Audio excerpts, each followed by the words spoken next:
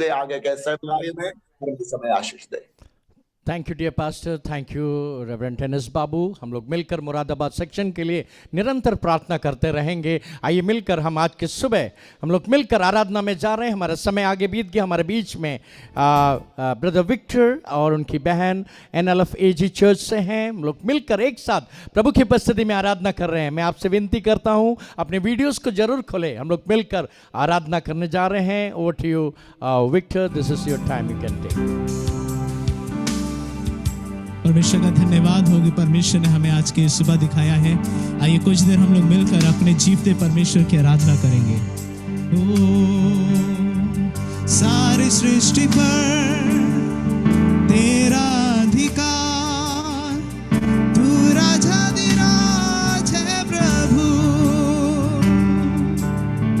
तुझसे है जमीन, तुझसे आसमान, जग का तू मालिक प्रभु। मिलके गाएं सारी सृष्टि पर तेरा अधिकार, तू राजाधिराज है प्रभु, तुझसे है जमीन, तुझसे आसमान, जग का तू मालिक प्रभु। करते करते है सजदा, इबादत हो तेरी सदा, हजारों जुबानें गाए, तेरा ही नाम दोहराए, यीशु तू पवित्र है। हजारों जुबानें गाए, तेरा ही नाम दोहराए, यीशु तू पवित्र है। ऊंच नीच का ना कोई वजूद, तेरे राज में हर किसी का है स्वागत यहाँ। तेरे राज में तेरी रहमत नहीं, तू लेता है सबको करीब, तू लेता है। ओ हजारों जुबानें गाए, तेरा ही नाम दोहराए, यीशु तू पवित्र है। मिलके हजारों जुबानें गाए, तेरा ही नाम दोहराए, यीशु तू पवित्र है। हजारों जुबानें गाए, तेरा ही नाम दोहराए, यीशु तू पवित्र है। आइए उस परमेश्वर की आत्मा को हम लोग स्वागत करेंगे आज की शाम में, क्योंकि वो पवित्र है, उसका नाम पवित्र है। हालेलुया। हे आत्मा प्रभु का, प्रेमी आत्मा प्रभु का, अभी तू आजा हमारे बीच में, अपनी आशीष दे। अभी तू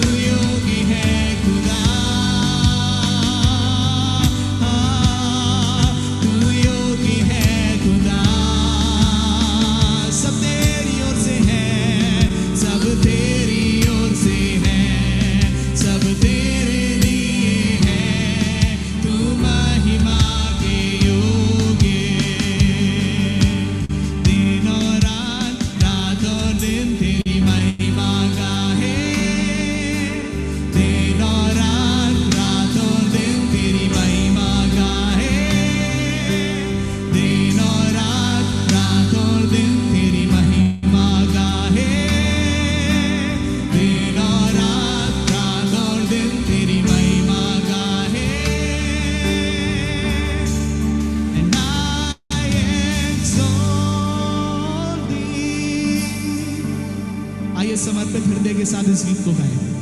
ओ आई exalt thee, I exalt thee, oh Lord, पूरे हृदय पूरे मन से I exalt thee, I exalt thee, I exalt thee, oh Lord। आइए उस परमेश्वर के लिए जोरदार तालियों की भेंट हम लोग ने अपने स्थानों पे वो परमेश्वर जो हमारी स्तुति हमारी प्रशंसा के योग्य है। हालेलुया, धन्यवाद धन्यवाद देते हैं पिता परमेश्वर। इस शाम इस सुबह के लिए प्रभु आपको धन्यवाद देते हैं। प्रभु आप सब हम सब की अगुवाई करें पिता परमेश्वर, यीशु नाम से मांगते हैं, आमीन। Praise God. Thank you so much, dear pastor, dear brother, for the wonderful time of leading us in worship before God. परमेश्वर को धन्यवाद देते हैं इस नौजवान के लिए जो परमेश्वर के उपस्थिति में आज सुबह हमें सब लेकर गया है। Thank you so much. God bless both of you and may continue to use you. प्रभु आपको बहुत बहुत आशीष दे और आपको इस्तेमाल करें। अब समय आ गया है कि हम लोग मिलकर हम प्रभु की उपस्थिति में वचन को सुनने जा रहे हैं। हमारे इंतजार की घड़ी कम हो गई है और आज हम लोग बहुत एक्साइटेड है कि हम और आप जानते हैं कि प्रार्थना, the prayer is one of the core thing that we can ever do in this earth. इस संसार में सबसे मुख्य बात जो हम कर सकते हैं वो प्रार्थना है और प्रार्थना के द्वारा हम परमेश्वर की हुजूरी में उसके वचन को सुनने जा रहे हैं। समय न गवाते हुए मैं आपके सामने में आपसे एक अनुरोध चाहता हूं, आप अपनी अपनी वीडियोस को जरूर हो सके तो खोले ताकि हमारे बीच में जो गेस्ट स्पीकर आए हैं प्रभु के शेषदास पास्टर शाजन जॉन एडकेटू, मैं जानता हूं कि बहुत सारे लोग प्रभु के दास के बारे में नहीं जानते हैं, लेकिन a man with the mission, मैं जानता हूं एक ऐसा व्यक्ति जो खुदा ने उनको चुना है कि प्रार्थना में हो चाहे मिशन में हो, निस्वार्थता के साथ अपने समय को बिताते हैं 24 घंटे प्रार्थना के लिए। मलयालम डिस्ट्रिक्ट काउंसिल के भिन्न अंग के तौर पर 3 महत्वपूर्ण प्रार्थना को वो चलाते हैं। एक है हृदय स्पर्शनम जो प्रेरणादायक है और गवाहियों के लिए ऑनलाइन संसार भर के नॉर्थ इंडिया के प्रभु के दासों की गवाही के लिए वो अपना प्लेटफॉर्म को देते हैं। मुझे भी अवसर मिला उस प्लेटफॉर्म में कई बार आने के लिए। सिर्फ अवसर नहीं देते हैं लेकिन लोगों से उनके लिए प्रार्थना कराते हैं, उनके लिए जरूरी मदद भी मुहैया करते हैं निस्वार्थता के साथ। कोई भी संगठन को क्यों ना हो, कोई भी डिनोमिनेशन क्यों ना हो, उनके लिए तैयार रहते हैं। और इससे बढ़कर 24 घंटा आपको पता होना चाहिए इस विश्व में एक ऐसा डिपार्टमेंट है मलयालम डिस्ट्रिक्ट काउंसिल जो 24 घंटे संसार भर से लोग प्रार्थना में एक एक स्लॉट लेकर कर रहे हैं। अभी भी आप उनके जूम में ज्वाइन करेंगे, अभी भी कोई ना कोई प्रार्थना कर रहा है। And they are such an example for us. This morning, we are so glad to have dear pastor with us. आइए मिलकर हम तालियों के साथ प्रभु के दास को हम स्वागत करें। हमारा समय आगे जा रहा है इसलिए मैं ज्यादा कुछ बोलना नहीं चाहता हूँ। He's a man with a mission, a man with prayer, a man with commitment. आज के सुबह हम लोग प्रभु के दास से सुनने जा रहे हैं। This is the time on behalf of Northern District Council of Assemblies of God and our Superintendent Shaji Varghese, all our executive committee, all our leaders, dear pastor, we would like to invite you, take your time till 10:15. थोड़ा सा समय हम लोग आगे जाएंगे, आप लोग बेसब्री के साथ बैठिए और हम लोग मिलकर एक साथ आशीष जाने जा रहे हैं। Over to you, pastor. Please, this is your time. Oh, I have to unmute? Oh, okay. Okay, sorry. You can unmute, pastor. Okay, thank you. വളരെ വളരെ സന്തോഷം. അനുഗ്രഹിക്കപ്പെട്ട ഈ നല്ല ദിവസത്തിൽ ഉത്തർപ്രദേശിലുള്ള അനുഗ്രഹിക്കപ്പെട്ട ദേവദാസന്മാരുടെ ഒപ്പമായിരിക്കാൻ കർത്താവ് ഒരുക്കിയ വലിയ കൃപയ്ക്ക് ഞാൻ സ്തോത്രവും നന്ദിയും ദൈവത്തിന് കരയറ്റുകയാണ്. मैं प्रभु को धन्यवाद देता हूं कि उत्तर प्रदेश में सारे प्रभु के दासों के साथ मिलकर आने का सौभाग्य मुझे मिला है। मैं प्रभु को बहुत धन्यवादी हूं।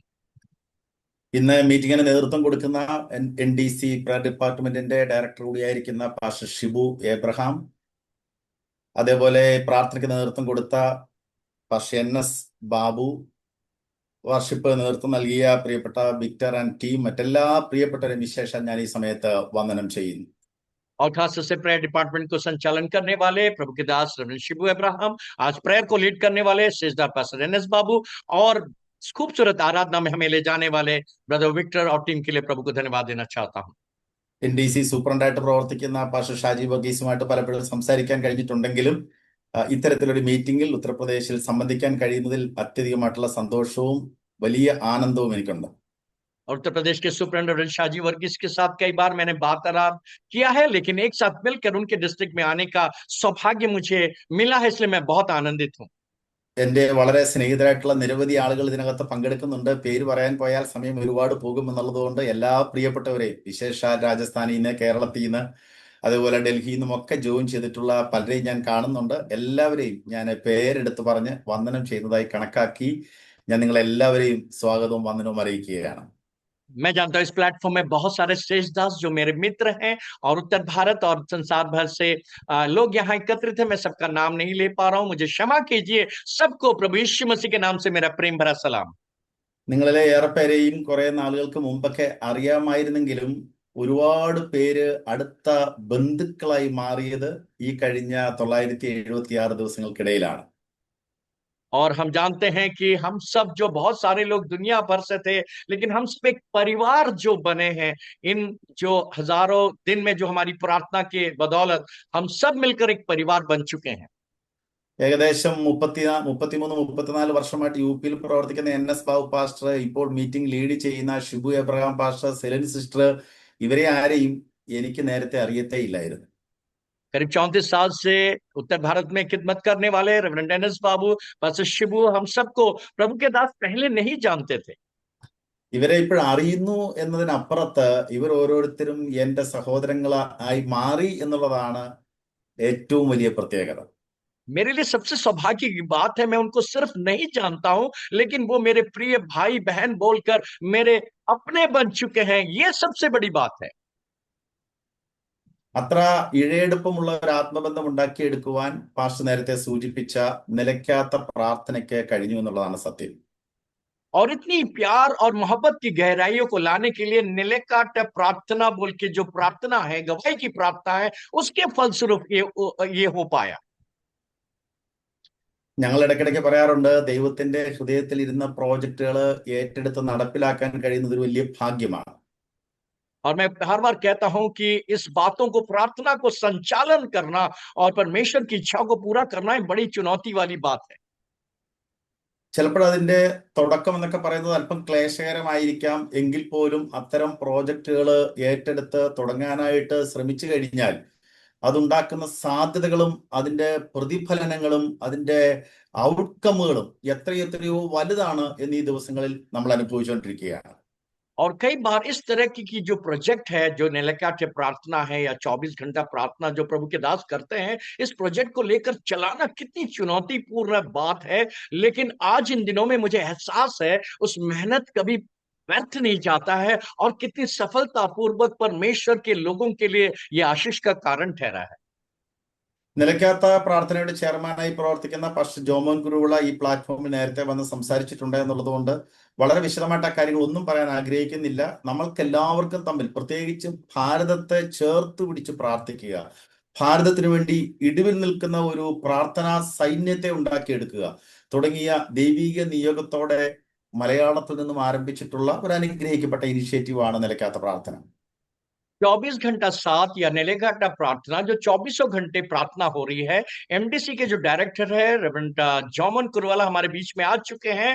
इस प्रार्थना के मेहनत से हम भारतवर्ष के लोगों को एक साथ जोड़कर एक परिवार के साथ एक दूसरों के लिए प्रार्थना करने का एक सौभाग्य और एक अच्छे प्लेटफॉर्म के तौर पर हम आज देख पाते हैं.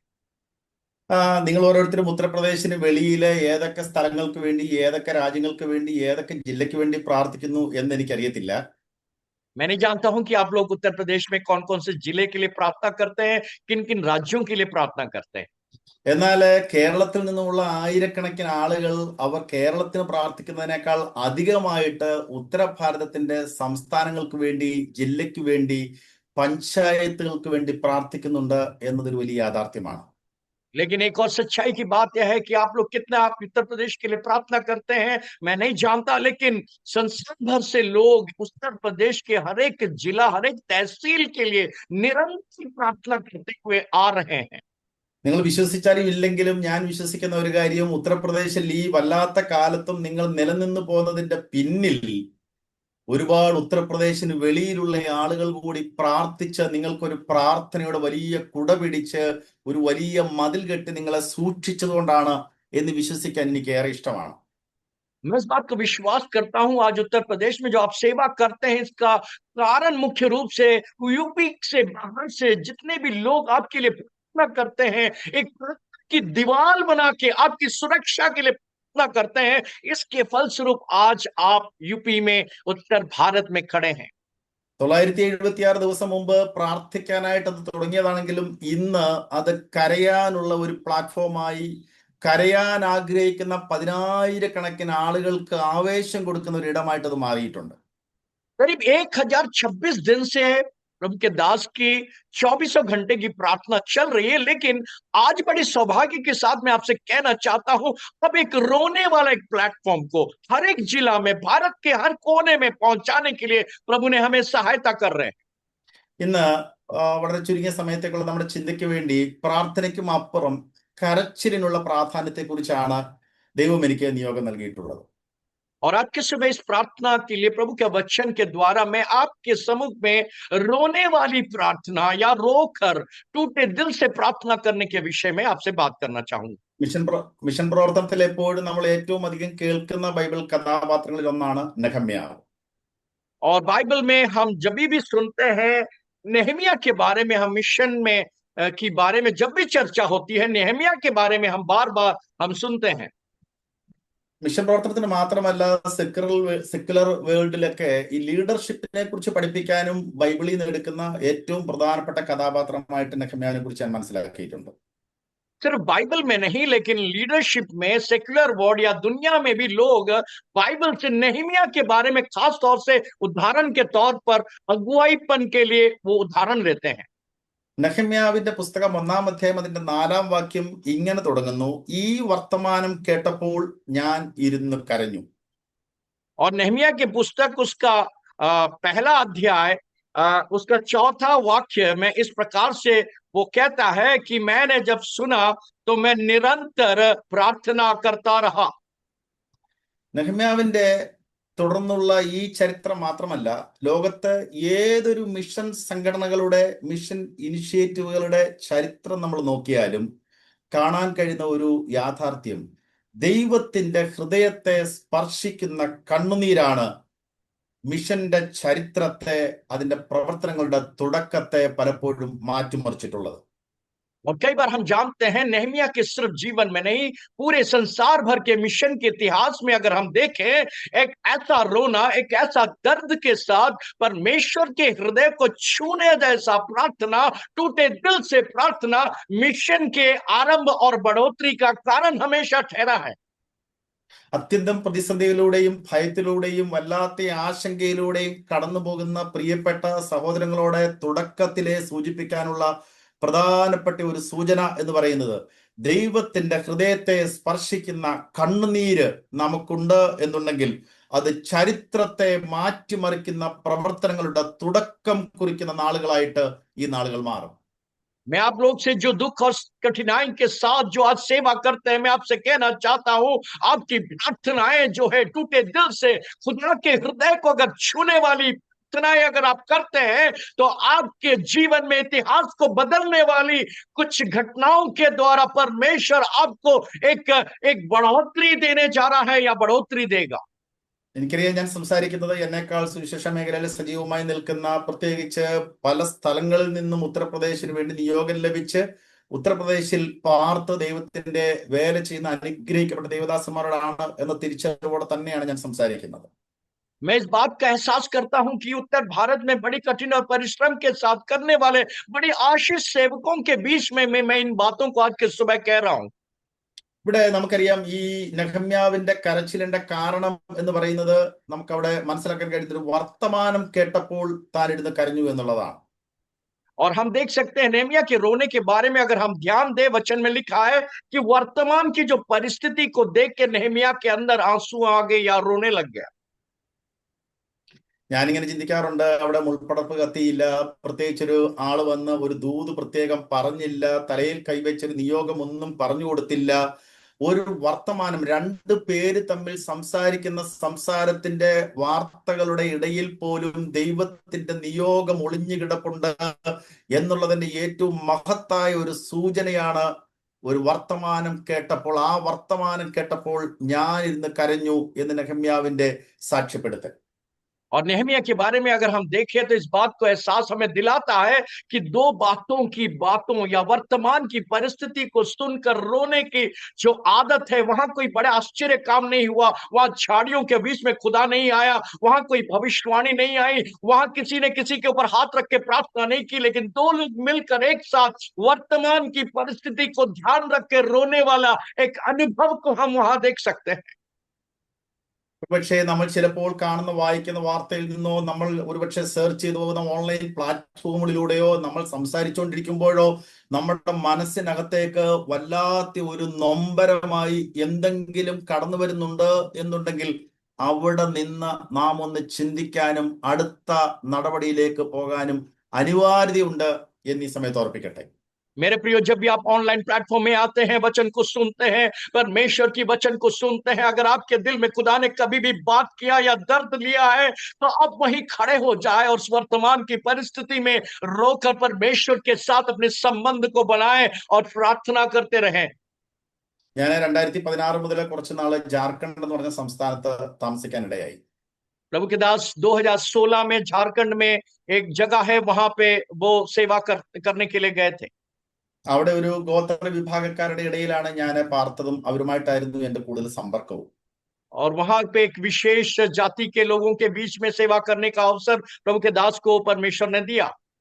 ഞാൻ അവരുടെ വീടുകളിലൊക്കെ രാവിലെയൊക്കെ ചെല്ലുമ്പോൾ വെൽക്കം ഡ്രിങ്ക് എന്ന രീതിയിൽ മദ്യം തന്ന് സ്വാഗതം ചെയ്യുന്ന കാഴ്ച എന്നെ വല്ലാതെ അത്ഭുതപ്പെടുത്തി. और वहां जब भी मैं सुबह जाता था, वो मुझे किस प्रकार से वहां स्वीकार करते थे और किस परिस्थिति से वो जीते थे, उसको देखकर मैं बड़ा अद्भुत आश्चर्य होने लगा। ഞാൻ കൂടുതൽ അവരുമായിട്ട് അടുക്കാനും സന്ദർശിക്കാനും തുടങ്ങിയപ്പോൾ എനിക്ക് മനസ്സിലാക്കാൻ കഴിഞ്ഞത് അവിടെ ഓടിക്കളിച്ച് നടക്കുന്ന പല കുട്ടികളും അവിവാഹിത ബന്ധത്തിൽ ജനിച്ച കുട്ടികളാണ് എന്നുള്ളതാണ്. और जब मैंने गहराई से उनके साथ पता किया तो पता चला कि वहां जितने भी बच्चे वहां टहल रहे थे, वो सारे बच्चे ऐसे माँ बाप के द्वारा हुए थे जो आपस में कभी शादी नहीं किए हैं। കുറച്ചും കൂടി നാടുമായിട്ട് അടുത്തപ്പോൾ എനിക്ക് മനസ്സിലാക്കാൻ കഴിഞ്ഞ കാഴ്ച, കുട്ടികളുള്ള പല മാതാപിതാക്കളും കല്യാണം കഴിക്കുന്ന കാഴ്ച കാണാനിടയായി. അന്വേഷിച്ചപ്പോൾ അവർ പണ്ടേ ഒന്നിച്ച് പാർക്കുകയാണ്, ഇപ്പോൾ പ്രായപൂർത്തിയായപ്പോൾ കല്യാണം കഴിക്കുന്നു, പണ്ടേ അവർ കുടുംബസ്ഥരായി കഴിഞ്ഞതിന് തുല്യമായിരുന്നു. ചുരുക്കത്തിൽ ശൈശവ വിവാഹം പോലുള്ള കാര്യങ്ങൾ നടക്കുന്ന ഇടമാണ് എന്ന് എനിക്ക് മനസ്സിലായി. और उनके साथ वार्तालाप करने के बाद, बातचीत करने के बाद इस बात का एहसास हुआ कि ये जो परिवार जिनकी शादी हो रही है, ये पहले से शादीशुदा थे और कई सालों से शादीशुदा थे, और आज हम उनको शादी करते हुए देखते हैं। ട്രെയിനിലൊക്കെ യാത്ര ചെയ്തപ്പോൾ, പ്രത്യേകിച്ച് ഡൽഹിയിലേക്കുള്ള ട്രെയിനിനകത്ത് ജനറൽ കമ്പാർട്ട്മെന്റ് ഉൾപ്പെടെയുള്ള എല്ലായിടത്തും കുട്ടികളെ തിക്കിത്തിരക്കി കൊണ്ടുപോകുന്നതിനെ കുറിച്ച് അന്വേഷിച്ചപ്പോൾ മനസ്സിലായത്, ഇതിൽ പലതും ഈ അവിവാഹിത ബന്ധത്തിൽ പിറന്നതും വളർത്താൻ മാതാപിതാക്കൾ ഇല്ലാത്തതും അവരുടെ ഗ്രാൻഡ് പേരൻസിന് നോക്കാൻ കഴിയാത്തത് കൊണ്ട് ഡൽഹിയിലൊക്കെ വീട്ടുജോലിക്ക് അയക്കുന്ന കുട്ടികളുടെ കടത്താണ് നടക്കുന്നത് എന്ന് മനസ്സിലായി. और कई बार हम दिल्ली में जब हम ट्रेन में सफर करते हैं, वहां पे जनरल कंपार्टमेंट के अंदर ऐसे बच्चों को पाए जाते हैं जिनके माता पिता नहीं होते हैं, और कहीं ना कहीं अपने जीविका को या काम करने के लिए बच्चे किसी परिवार में काम करने के लिए हो सकता है उनको वहां से ले जा रहे होंगे। ऐसा दृश्य को भी हम ट्रेन के जनरल कंपार्टमेंट में देखते हैं। സത്യമാണ്. ആ കാഴ്ചകളും ആ വാർത്തകളും ഒക്കെ കേട്ടും കണ്ടും കഴിഞ്ഞപ്പോൾ ഞാൻ ഇരുന്ന് കരഞ്ഞു. और जब मैंने इस बात को सुना और देखा तो मैं वास्तव में बैठ के रोने लग गया। എന്റെ മനസ്സിനെ അത് വല്ലാതെ നൊമ്പരപ്പെടുത്തി. और मैं हृदय को बड़ा टूटा दिल के साथ में प्रार्थना करने लगा। എന്താണ് ഇതിൽ നിന്നും ആ നാടിനെ കരകയറ്റാൻ എനിക്ക് ചെയ്യാൻ കഴിയുന്നത് എന്നുള്ളതിനെ കുറിച്ചുള്ള ചിന്തകൾ, പ്രാർത്ഥനകൾ എന്റെ മനസ്സിൽ രൂപപ്പെട്ടു തുടങ്ങി. प्रभु के दास अपने दिल में इस प्रकार से सोचने लगे कि मैं इनके लिए क्या कर सकता हूं, कैसे इनकी मदद कर सकता हूं। ऐसी चिंताएं प्रभु के दास के मनों से होकर गुजरा। യെരുശലേമിന്റെ മതിലുകൾ ഇടിഞ്ഞും അതിന്റെ വാതിലുകൾ തീവന്തി ചുട്ടും കിടക്കുന്നു എന്ന് കേട്ടപ്പോൾ ഒരുപക്ഷെ നെഹമ്യാവിനും ഈ സമാന സ്ഥിതി നമ്മളിൽ പലരും പാർക്കുന്ന സ്ഥലങ്ങളെക്കുറിച്ചും സംസ്ഥാനത്തെക്കുറിച്ചും ഇതുപോലുള്ള വാർത്ത കേട്ടപ്പോൾ നമ്മുടെ മനസ്സിലൂടെ കടന്നുപോയിട്ടുള്ള സമാന സ്ഥിതിയിലൂടെ ഒരുപക്ഷെ നെഹമ്യാവും ആ കാലത്ത് കടന്നുപോയിട്ടുണ്ടാകാം. और हम और आपकी परिस्थिति जब हम चारों तरफ देखते हैं तो हमें देखकर हम जिस प्रकार से प्रार्थना करते हैं, वैसे ही नेहमिया जब उसके शहपनाह को टूटे हुए अवस्था में देखकर टूट टूट कर रोने लगा, शायद आप और हम भी ऐसे अवस्था से होकर गुजर रहे होंगे जहां हम प्रार्थना ऐसे करते होंगे। വർഷങ്ങൾക്ക് മുമ്പ് നെബൂഖദ്നേസർ ഇടിച്ചു പൊളിച്ചു കളഞ്ഞ മതിലാണെന്ന് ചരിത്രം പഠിക്കുമ്പോൾ നമുക്ക് മനസ്സിലാവും. और इतिहास सिखाता है कि नेबूकदनेस्सर के द्वारा कई सालों पूर्व उस दीवार को तोड़ दी, उस शहपनाह को तोड़ दी गई थी। ദേവാലയം ഉൾപ്പെടെ തകർക്കപ്പെട്ട ചരിത്രവും നമ്മൾ പഠിച്ചിട്ടുണ്ട്. और वहां देख सकते हैं मंदिरों को या कलीसियाओं को भी तोड़ दिए जाने की घटनाओं को वहां वर्णन किया गया है। എന്നാൽ കോരശിന്റെ കാലത്ത് വീണ്ടും ആളുകൾക്ക് മടങ്ങി യെരുശലേമിലേക്ക് വരാനുള്ള ഒരു അവസരം ഉണ്ടാക്കിയ ഉത്തരവുണ്ടായതും ചരിത്രത്തിന്റെ ഭാഗമാണ്. और इतिहास में भी हम देख सकते हैं कोरे के द्वारा जो है इन लोगों को वापस उस जगह में आने का अवसर को भी प्रदान किया गया। സെരുബ്ബാബേലിന്റെ നേതൃത്വത്തിൽ ദേവാലയത്തിന്റെ പുതുക്കിപ്പണി നടത്തിയതും ചരിത്രം പറയുന്നുണ്ട്. और जरुब्बाबेल के नेतृत्व में हम देख सकते हैं वहां की कलीसियाओं को या मंदिरों को दोबारा निर्माण करना पड़ा या निर्माण किया गया। ഇത്രയുമൊക്കെ ചരിത്രത്തിൽ നടന്നപ്പോഴും നടക്കാതെ പോയൊരു കാര്യമെന്ന് പറയുന്നത് ആ സ്ഥലത്തുണ്ടായിരുന്ന ജനങ്ങൾക്ക് യാതൊരു സുരക്ഷയും ഇല്ലാതെ മതിലുകൾ ഇടിഞ്ഞും പൊളിഞ്ഞും കിടക്കുന്നു. അതിനെ ഓർത്തപ്പോൾ നെഹമ്യാവിന് കരച്ചിൽ തുടങ്ങി. इतनी सारी घटनाएं होने के बावजूद जब उस दीवार टूट गया था और वहां की लोगों की परिस्थिति को देखकर नेहमिया रुक नहीं पाया और वो उनके लिए रोने लग गया। ഒരുപക്ഷെ തന്റെ മനസ്സിലൂടെ ഈ സമയത്ത് സുരക്ഷിതമായ സ്ഥാനത്തിരിക്കുകയാണ്, വലിയ പദവിയുണ്ട്.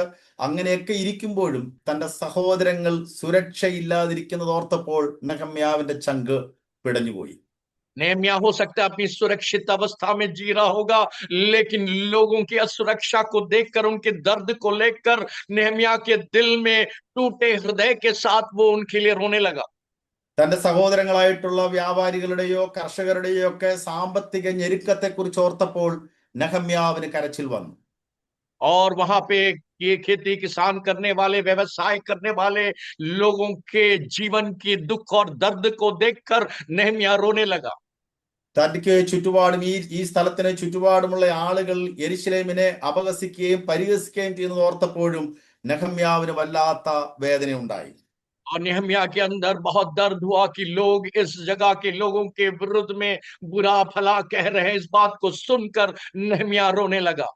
ഒരു കുടുംബത്തിനാണെങ്കിലും ഒരു വ്യക്തിക്കാണെങ്കിലും ഒരു സമൂഹത്തിനാണെങ്കിലും സുരക്ഷയില്ലാതെ വരുമ്പോൾ, സാമ്പത്തിക പ്രതിസന്ധി ഇല്ലാതെ വരുമ്പോൾ, സാമൂഹികമായിട്ടുള്ള അവഗണനകൾ ഉണ്ടാകുന്ന സാഹചര്യം ഉണ്ടാകുമ്പോൾ പ്രധാനമായിട്ടും അവരുടെ ആത്മവിശ്വാസം നഷ്ടപ്പെടും. और याद रखें, जब भी एक व्यक्ति अपने जीवन में आर्थिक तौर से हो, सामाजिक तौर से हो, अपने व्यवसायिक तौर से जब वो टूट जाता है, एक साधारण व्यक्ति उनको देखकर जो है उनके हृदय में रोना आ जाता है। മതിൽ ഇടിഞ്ഞും പൊളിഞ്ഞും കിടക്കുമ്പോൾ യെരുശലേം ആണെങ്കിലും അവിടെ ആത്മീക തകർച്ചയുണ്ടാകും. और यरूशलेम जब जो है टूट जाता है, उसकी दीवारें टूट जाता है, उसको देख के भी हमारे हृदय में टूटापन होता है, दर्द होती है। മതിൽ ഇടിഞ്ഞും പൊളിഞ്ഞും കിടക്കുമ്പോൾ ദൈവത്തിന്റെ മക്കളാണെങ്കിലും യഹൂദരാണെങ്കിലും അവിടെ കുടുംബങ്ങളുടെ ഭാവിയെക്കുറിച്ചുള്ള ആശങ്കകൾ ഉണ്ടാകും. और हम देख सकते हैं जब दीवारें टूट जाती है, विश्वासी हो चाहे लोग कैसे भी क्यों ना हो, उनके अंदर दिल में एक टूटापन होता है और वो उसको देखकर वो दर्द के साथ वो रोने लगते हैं। ശരിക്കും നെഹമ്യാവിന് കരച്ചിൽ വന്നതിന്റെ കാരണം യെരുശലേമിന്റെ മതിൽ ഇടിഞ്ഞു കിടക്കുന്നത് കൊണ്ടാവണം എന്നില്ല. അതിനകത്ത് പാർക്കുന്ന തന്റെ സഹോദരങ്ങളുടെ ദുസ്ഥിതിയെ കുറിച്ചുള്ള ആഴത്തിലുള്ള ചിന്തകളാണ് തന്നെ കരച്ചിലേക്ക് നയിച്ചത്. हो सकता है नेहमिया जिस बात के लिए रोता था वो दीवार के टूटने के कारण ना हो, लेकिन दीवार के अंदर में रहने वाले लोगों की परिस्थिति, दुख दर्द को सोचकर वो शायद वो इस बात के लिए रोता होगा। ഞാൻ ഇങ്ങനെ ചിന്തിക്കാറുണ്ട്. ഇന്നും വിശ്വാസികൾ പൊതുവെ രണ്ട് തരത്തിലുള്ള വിശ്വാസികളുണ്ട്. और इन दिनों में हम देख सकते हैं दो प्रकार के विश्वासी पाए जाते हैं। കുറേയേറെ പേര് ഈ മതിലുകൾ ഇടിഞ്ഞു കിടക്കുന്നത് മാത്രമേ കാണുന്നുള്ളൂ. और बहुत सारे विश्वासी इस बात को देखते हैं कि दीवार टूटी पड़ी है അവർക്ക് കരച്ചിൽ വരാനുള്ള സാധ്യതയില്ല. और उनके पास जो है दुख दर्द आने की संभावनाएं बहुत कम रहती है. എന്നാൽ മതിലുകൾക്കകത്ത് ഇടിഞ്ഞു പൊളിഞ്ഞു പോയ ദുസ്ഥിതി അനുഭവിക്കുന്ന, തകർന്ന ആത്മവിശ്വാസം നഷ്ടപ്പെട്ട, കുടുംബജീവിതം തകർന്ന, വ്യത്യസ്ത വ്യാപാരങ്ങളാൽ പീഡനം അനുഭവിക്കുന്ന ജനതയുടെ വേദന ഓർക്കുമ്പോൾ നെഹമ്യാവിന് കരച്ചിൽ വന്നതുപോലെ കരച്ചിൽ വരുന്ന വിശ്വാസികളുണ്ട്. അവരിൽ പലരുമാണ് കേരളത്തിൽ നിന്ന് വടക്കേ ഇന്ത്യക്ക് പോയിട്ടുള്ള ദൈവമക്കൾ. लेकिन याद रखे, एक दूसरे तरह का विश्वासी है जो सिर्फ दीवार के टूटेपन को नहीं देखते हैं, लेकिन दीवार के अंदर में लोगों के दुख और दर्द और अकेलापन और उनकी आर्थिक स्थिति, उनके पारिवारिक स्थिति को देखकर रोने वाले लोग केरल में और साउथ इंडिया में बहुत सारे लोग हैं जो आज उत्तर भारत में आकर सेवा करते हैं. കേരളത്തിൽ നിന്ന് പോയവർ മാത്രമല്ല, ഉത്തരഭാരതത്തിൽ നിന്ന് തദ്ദേശീയരായിട്ടുള്ള നൂറുകണക്കിന് ആൾക്കാർ ഒരുപക്ഷെ അവരുടെ ജീവിതത്തിന്റെ എല്ലാ വെല്ലുവിളികളെയും, കുടുംബത്തിന്റെ എതിർപ്പുകളെയും, ഒറ്റപ്പെടുത്തലുകളെയും എല്ലാം അനുഭവിച്ചിട്ടും ദൈവം കൊടുത്തിട്ടുള്ള നിയോഗങ്ങൾക്ക് വേണ്ടി വില കൊടുത്ത് നിൽക്കുന്ന അനേകം ഭക്തന്മാർ ഈ പ്ലാറ്റ്ഫോമിലുണ്ട് എന്ന് ഞാൻ തിരിച്ചറിയുകയാണ്. सिर्फ केरल के नहीं, लेकिन उत्तर भारत में भी ऐसे प्रभु के दास हैं जो अपने परिवार से बाहर किए गए हैं, जो अपने मित्रों से दूर हो गए हैं, संघर्ष और पीड़ा के साथ, तकलीफ के साथ उत्तर भारत में सेवा करते हैं. मैं विश्वास करता हूं ऐसे प्रभु के भक्त लोग आज हमारे बीच में इस प्लेटफॉर्म में मौजूद हैं. ഇങ്ങനെ ജനത്തിന്റെ ദുസ്ഥിതിയോർത്ത് കരച്ചിൽ വരുന്നവരാണ് ശരിക്കും മിഷൻ പ്രവർത്തനത്തെ തുടക്കക്കാരായി മാറുന്നത്. लेकिन ऐसे लोग जो लोगों के दर्द को देखकर रोते हैं, ऐसे ही लोग मिशन की कार्य में वो अगुवाईपन करते हैं और उनके लिए निकल पड़ते हैं. മിഷൻ പ്രവർത്തനം ഒരു പദ്ധതിയിൽ നിന്നല്ല ആരംഭിക്കുന്നത്, അതൊരു ഭാരത്തിൽ നിന്നുമാണ് മിഷൻ പ്രവർത്തനം ആരംഭിക്കുന്നത്. मिशन की कार्य किसी कार्य से या किसी प्लानिंग से नहीं होती है, लेकिन हृदय से होती है. एक भार से उत्पन्न होने वाला कार्य होता है. സിമ്പിളായി പറഞ്ഞാൽ നഷ്ടപ്പെട്ട ആത്മാക്കൾക്ക് വേണ്ടി ഹൃദയം തകരുമ്പോഴാണ് മിഷൻ പ്രവർത്തനങ്ങൾ ആരംഭിക്കുന്നത്. सही में बोले तो आत्माएं जो नाश हो रही है, उनके प्रति दिल के अंदर में बोझ और दर्द के साथ होने वाला एक व्यक्ति ही मिशन की कार्य को वास्तव में कर सकता है. എന്റെ സഹപഠന്മാരോട് ആദ്യത്തെ സൂചനയായിട്ട് എനിക്കിന്ന് പറയാനുള്ളത്, ദുഃഖിക്കുന്ന ജനത്തിന് വേണ്ടി കരയുവാൻ നമുക്ക് കഴിയുമ്പോഴാണ് നമ്മൾ അത്ഭുതകരമായ പ്രവർത്തനങ്ങൾക്ക് തുടക്കം കുറിക്കുന്നവരായി മാറുന്നത്. मेरे प्रियो, आज के सुबह मुझे आपसे इस बात को कहना है, दुखित लोगों के लिए जब हम रोकते हैं, उनके लिए प्रार्थना करते हैं, तभी ही वास्तव में परमेश्वर के अद्भुत आश्चर्य कामों को हम अपनी सेवकाई में देख पाते हैं. നെഹമ്യാവ് കരഞ്ഞതുപോലെ നമുക്ക് കരയാൻ കഴിയുന്നുണ്ടോ? क्या नेहमिया की तरह आप और हम क्या रो सकते हैं? കരയാൻ അറിയാത്തവർക്ക് ലോകത്തെ മാറ്റാൻ കഴിയില്ല. जिनको रोना नहीं आता है, वो संसार को कभी भी बदल नहीं सकते हैं. ഈ ലോകത്തെ എന്നുള്ള സ്ഥാനത്ത് നിങ്ങൾ ഏറ്റവും പ്രിയപ്പെടുന്ന പ്രവർത്തന മേഖലയുടെ സ്ഥലം ഒന്ന് എഴുതി ചേർത്തിട്ട്, കരയാൻ എനിക്കറിയത്തില്ലെങ്കിൽ എനിക്ക് ഈ സ്ഥലത്തെ മാറ്റാൻ കഴിയില്ല എന്ന തിരിച്ചറിവോടെ നമ്മൾ ആ സ്ഥലത്തിനു വേണ്ടി കരയാൻ തുടങ്ങുന്ന സമയമാണ്.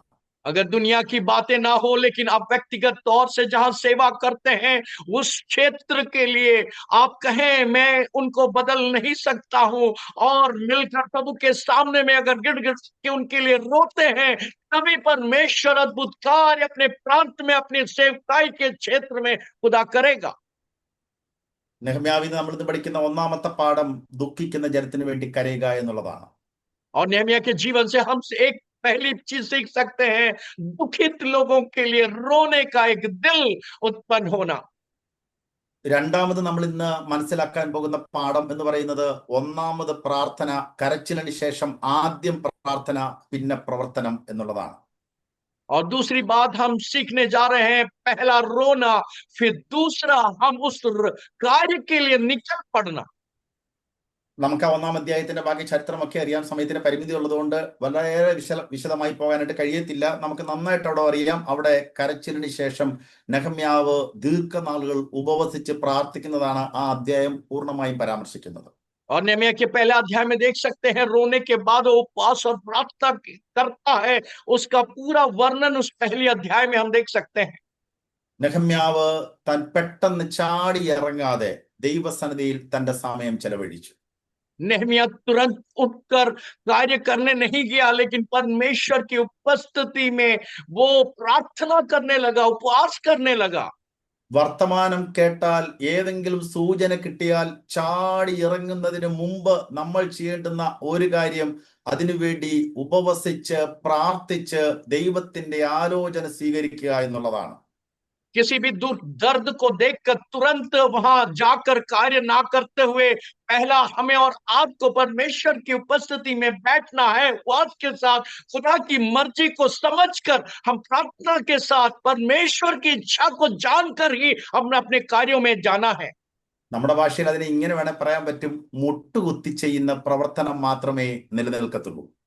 अगर हम अपनी भाषा में कहें तो घुटने में रहकर प्रार्थना करने वाले कोई भी सेवकाई है, वही विजय प्राप्त करती है।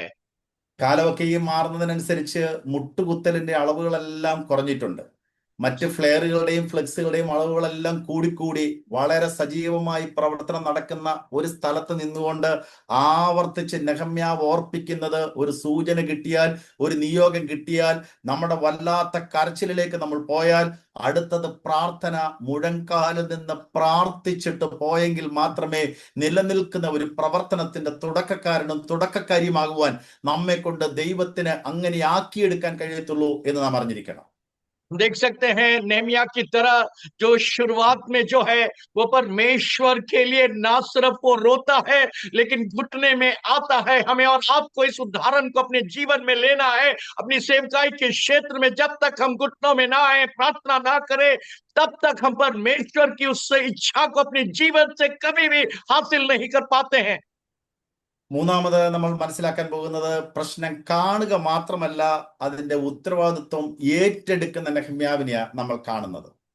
और तीसरी बात, जब हम कोई समस्या को देखते हैं, सिर्फ प्रार्थना नहीं करना है, हमें उसकी उत्तरदायित्व को भी अपने ऊपर, अपने कंधों में उठाना है।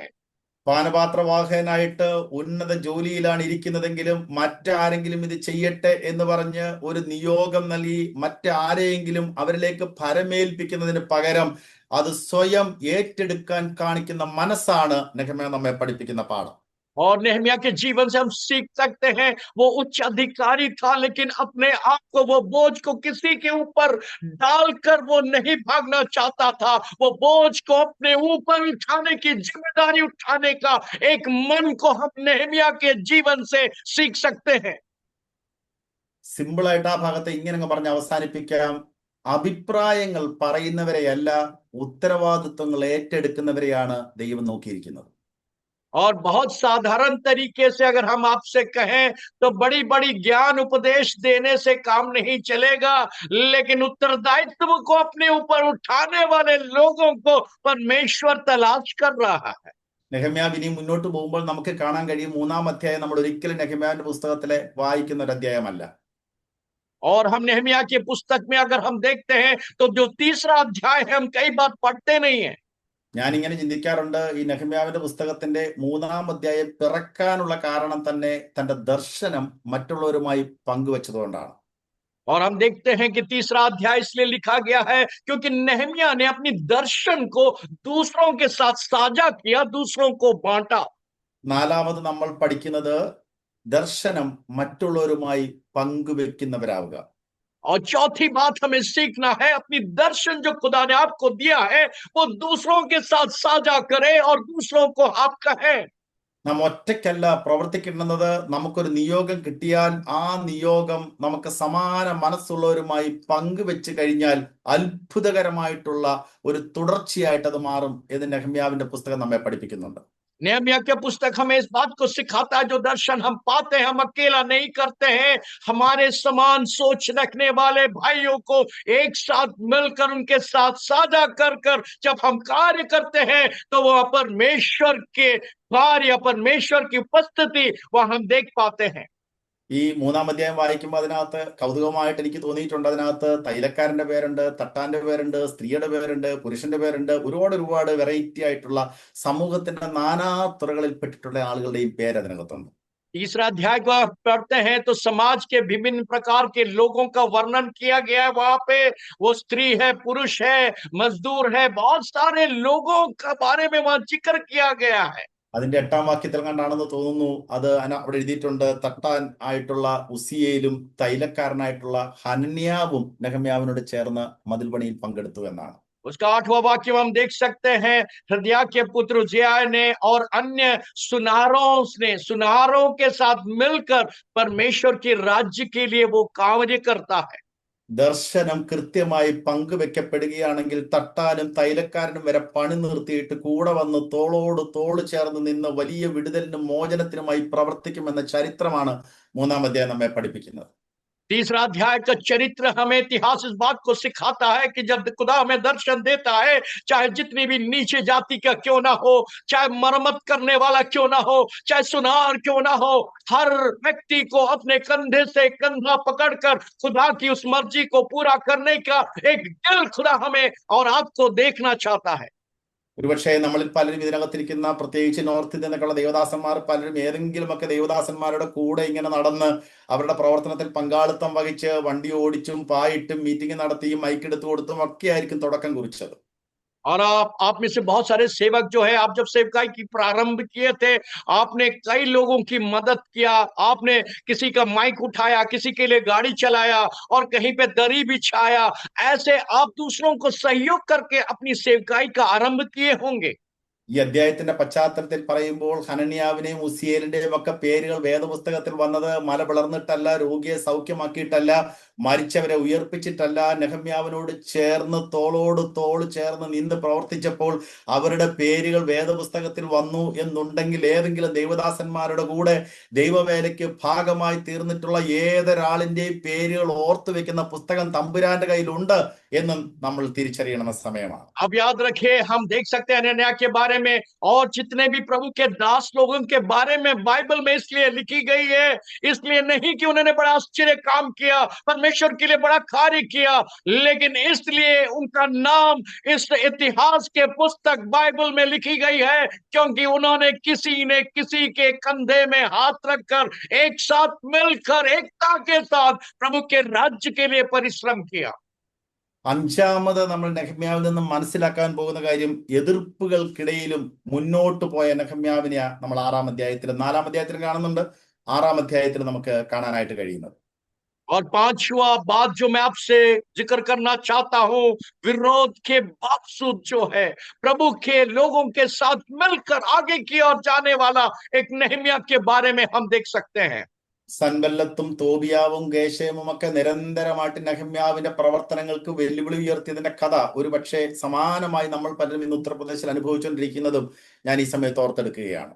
और मैं जानता हूं कि नेहमिया के विरोध में बहुत सारे शत्रु उनके विरोध में खड़े हुए थे और इन बातों को हम आज सीख सकते हैं। उस विरोध के बावजूद नेहमिया आगे की ओर बढ़ता गया।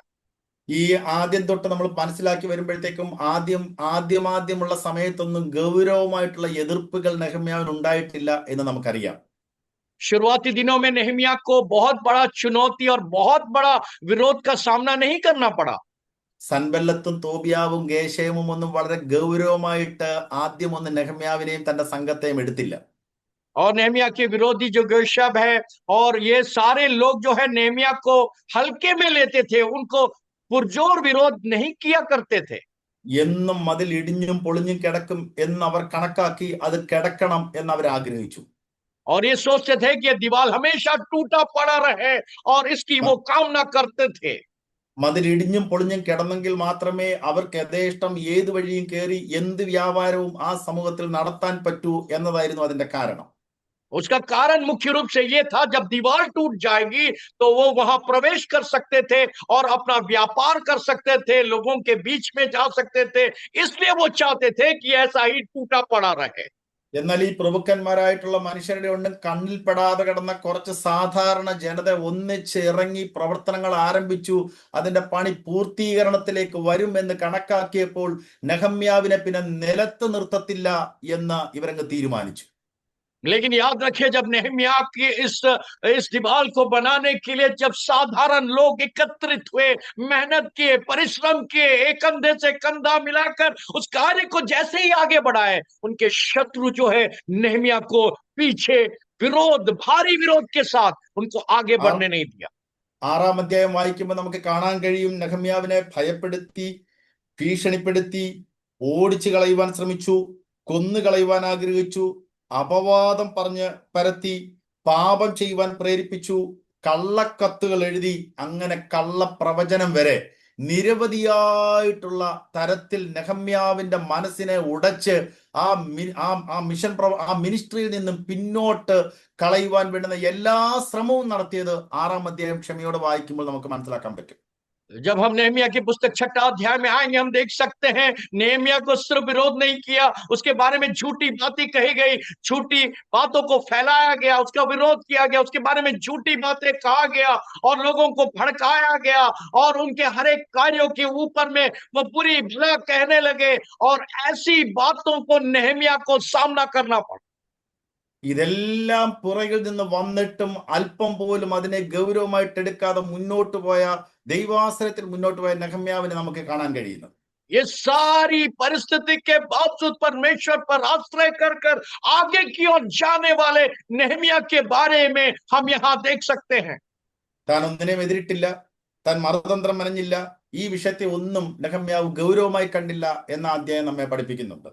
और ये अध्याय में सिखाता है कि नेहम्याह इन विषयों को ज्यादा गंभीरता से नहीं लिया, लेकिन खुदा पे विश्वास कर कर आगे की ओर बढ़ता चला गया। എനിക്കറിയാം, ഞാനിത് പറഞ്ഞുകൊണ്ടിരിക്കുമ്പോൾ കേൾക്കുന്ന പലരെ സംബന്ധിച്ചും നിങ്ങൾ കോട്ട കെട്ടാൻ ശ്രമിക്കുന്ന, മതിൽ കെട്ടാൻ ശ്രമിക്കുന്ന, കട്ടള വെക്കാൻ ശ്രമിക്കുന്ന, ജനൽ വെക്കാൻ ശ്രമിക്കുന്ന, നിങ്ങളുടെ ഗ്രാമം, നിങ്ങളുടെ താലൂക്ക്, നിങ്ങളുടെ പ്രവർത്തനത്തിനെതിരെ ശക്തമായ ശത്രുവിന്റെ പോരാട്ടങ്ങൾ നടക്കുന്നവരാണ് എന്നെ ശ്രമിക്കുന്നത് എന്ന് ഞാൻ മനസ്സിലാക്കുന്നുണ്ട്. मैं आज की सुबह इस बात को एहसास करता हूं, अपने अपने क्षेत्रों में कलीसिया को बनाने के लिए, निर्माण करने के लिए, जब आप दरवाजा को बनाते हैं, खिड़कियों को लगाते हैं, जो भी कार्य आप करते हैं, शत्रु आपके पीछे में, हालेलुया, आपके विरोध में काम करता है। इस बात का एहसास मुझे आज सुबह है। ദൈവത്തിന്റെ പദ്ധതിയുമായി ബന്ധപ്പെട്ട് ദൈവം അയച്ച സ്ഥലത്ത് വിശ്വസ്തയോടെ സേവ ചെയ്യുന്ന ഒരു വ്യക്തിയാണെന്നുണ്ടെങ്കിൽ എത്ര സൻബല്ലത്തും എത്ര തോബിയാവും എത്ര ഗേശേമും വന്നാലും അവർക്ക് നിങ്ങളെ അതിജീവിക്കാൻ കഴിയത്തില്ല എന്ന് നെഹമ്യാവ് നമ്മെ പഠിപ്പിക്കുന്ന പാഠം ഉത്തർപ്രദേശിലെ പ്രിയപ്പെട്ടവർക്ക് കൈമാറുകയാണ്. उत्तर प्रदेश के मेरे प्रियजनों में आपसे इस बात को कहना चाहता हूं, प्रभु की मर्जी में, प्रभु का दर्शन पाकर जब आगे जाते हैं तो कितने भी विरोध, कैसे भी लोग क्यों ना आपके सामने में खड़ा हो जाए, लेकिन आपको कभी भी वो हरा नहीं सकते हैं। നിയമം കൊണ്ടോ കള്ളക്കേസ് കൊണ്ടോ പീഡനം കൊണ്ടോ സഭകളെല്ലാം ഉടച്ചു കളയാം, തകർത്ത് കളയാം എന്ന് ആരെങ്കിലും ശ്രമിക്കുന്നുണ്ടെങ്കിൽ ആത്യന്തികമായിട്ട് അവർ ജയിക്കത്തില്ല എന്ന ചരിത്രം നമ്മെ പഠിപ്പിക്കുന്നുണ്ട്. और इतिहास हमें सिखाता है, चाहे नियम से हो, कानून से हो, चाहे बलपूर्वक हो, किसी भी तरह से आपकी सेवकाई को रोकने के लिए अगर कोई कहता है, चाहता है, तो याद रखें, इतिहास हमें सिखाता है कि वो कभी भी हमारे ऊपर में प्रबल नहीं हो पाएंगे। നമ്മൾ നേരിടുന്ന എതിർപ്പുകൾ പരാജയത്തിന്റെ അടയാളമല്ല, അത് പുരോഗതിയുടെ അടയാളമാണ് എന്ന് തിരിച്ചറിയാനുള്ള മനസ്സാ നമുക്ക് ഈ രാവിലെ കാലം വേണ്ടത്. आज की सुबह हमारे और आपके अंदर ऐसा मन होने को पाए कि हमारा विरोध जो हम सामना कर रहे हैं वो हमें नाश करने के लिए नहीं, लेकिन हमें उन्नत स्थान में पहुंचाने का एक जरिया है। इस बात को आज के सुबह आप और हम पहचाने। കുള്ളനായിട്ടുള്ള ദാവീദിനെ കൊണ്ട് മല്ലനായിട്ടുള്ള ഗോലിയാത്തിനെ നിലം പതിപ്പിക്കുവാൻ ഒപ്പം നിന്ന് യുദ്ധം ചെയ്ത യഹോവ എന്നൊന്നുണ്ടെങ്കിൽ നമ്മോടൊപ്പം നിന്ന് എത്ര മല്ലൻ നമുക്കെതിരെ പൊരുതാൻ ഇറങ്ങിയാലും വെല്ലുവിളി ഉയർത്തിയാലും അതിനെ താഴ്ത്തി തകർത്ത് കളയുവാൻ കഴിയുന്ന കരുത്തനായ ദൈവമാ നമ്മളോടൊപ്പം നിന്ന് യുദ്ധം ചെയ്യുന്നത്. एक छोटा सा बालक गोलियत के द्वारा, दाऊद के द्वारा अगर बड़ा गोलियत को हराने के लिए परमेश्वर के साथ रहा, तो याद रखे हमारे विरुद्ध में आने वाले कितने भी शत्रु, कितने भी ताकतवर हो, कितने भी सामर्थी हो, खुदा आपको और हमें उसके ऊपर जय प्राप्त करने का बल और शक्ति अवश्य प्रदान करेगा। ആറാമത് നമ്മൾ മനസ്സിലാക്കുന്ന നെഹമ്യാവിന്റെ ചരിത്രവുമായി ബന്ധപ്പെട്ട് തന്നെ ഏൽപ്പിച്ച ജോലി പൂർത്തിയാക്കാനുള്ള പ്രതിബദ്ധത എന്നുള്ളതാണ്. और छठवीं बात हम नेहमिया के जीवन से देख सकते हैं कि जिसको परमेश्वर ने उसे सौंपा है, उस जिम्मेदारी को निभाने के लिए हालेलुया वो परमेश्वर के उपस्थिति में अपने आप को तैयार करता हुआ आया है। 52 ദിവസം കൊണ്ട് തന്നെ ഏൽപ്പിച്ച ദൗത്യം പൂർത്തിയാക്കിയതാണ് അവിടുത്തെ ടിസ്റ്റ് അല്ലെങ്കിൽ ഏറ്റവും പ്രത്യേകത എന്ന് നമ്മൾ മനസ്സിലാക്കേണ്ടത്. और सबसे खास बात है कि करीब 52 दिनों में जो उत्तरदायित्व खुदा ने उसे दिया था, उसको पूरा करने के लिए नेहमिया तत्पर विश्वास योग्यता के साथ उस कार्य को करने लगा। ആയിരക്കണക്കിന് ആളുകൾ ഭാരതത്തിൽ ഉണ്ടായിട്ടും നിങ്ങളെ ഓരോരുത്തരെയും തെരഞ്ഞെടുത്ത്, ഞാൻ ഉൾപ്പെടെ നമ്മളെ ഓരോരുത്തരെയും തെരഞ്ഞെടുത്ത് വ്യത്യസ്തമായ ദൗത്യം ദൈവം ഏൽപ്പിച്ചിട്ടുണ്ടെങ്കിൽ ദൈവത്തിന് അതിന്റെ പിന്നിൽ ഒരു കൃത്യമായ പദ്ധതിയുണ്ട്. याद रखें, हजारों लोगों के बीच में आपको और मुझे अगर खुदा ने चुना है और विभिन्न उत्तरदायित्व को दिया है, तो खुदा को उस उत्तरदायित्व के पीछे में खुदा की एक मर्जी शामिल है। आज इस बात को आप एहसास करें। കാരണം ദൈവം ആരംഭിക്കുന്നവരെക്കാൾ പൂർത്തിയാക്കുന്നവരെയാണ് അന്വേഷിക്കുന്നതും കണ്ടെത്തുന്നത്.